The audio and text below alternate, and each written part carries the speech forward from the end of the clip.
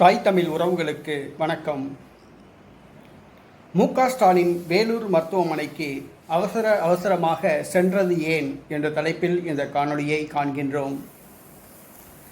தமிழ்நாடு முதலமைச்சர் மு.க.ஸ்டாலின் வேலூர் சிஎம்சி மருத்துவமனைக்கு நேற்றைய தினம் அவசரமாக சாலை மார்க்கமாக பயணித்தார். அங்கு சிகிச்சை பெற்று வருகிற மு.க. அழகிரியின் மகன் துரை தயாநிதியை சந்தித்து உடல் நலம் விசாரிப்பதற்காக சென்றார். மு.க. அழகிரியின் மகன் துரை தயாநிதி திமுகவிலிருந்து அழகிரி ஓரங்கட்டப்பட்ட பின் அழகிரி தனிமையில் வசித்து வருகிறார். அழகிரி மகன் துரை தயாநிதி சென்னையில் வசித்து வருகிறார்.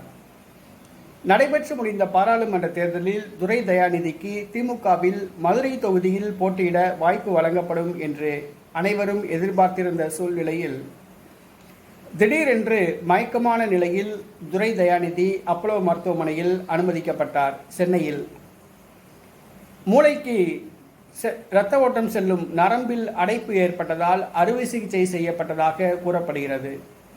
தொடர்ந்து 2 மாதங்கள் மயக்க நிலையிலே சிகிச்சை பெற்று வந்த துரை தயாநிதி வேலூர் சிஎம்சி மருத்துவமனையில் உயிருக்கு ஆபத்தான நிலையில் அனுமதிக்கப்பட்டுள்ளார். அங்கு சிகிச்சை பெற்று வருகிறார். ஏறத்தாழ 2 மாதங்களுக்கு மேலாக வேலூர் சிஎம்சி மருத்துவமனையில் சிகிச்சை பெற்று வருகிறார். மருத்துவர்கள் அவருக்கு மூளை மற்றும் நரம்பியல் மருத்துவர்கள் தீவிர சிகிச்சை அளித்து வருகிறார்கள். அவருடைய உடல்நிலையில் எந்தவித முன்னேற்றம் இல்லை என்று கூறப்படுகிறது.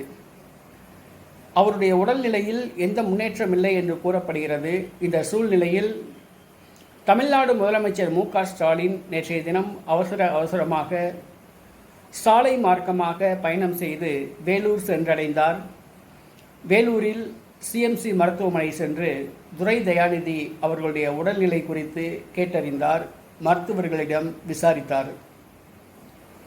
துரை தயாநிதி உடல்நிலை குறித்து பல்வேறு வதந்திகள் நிலை வரும் சூழ்நிலையில் முதலமைச்சர் மு.க. ஸ்டாலின் மருத்துவமனைக்கு சென்று விசாரித்துள்ளது பரபரப்பை ஏற்படுத்தியுள்ளது.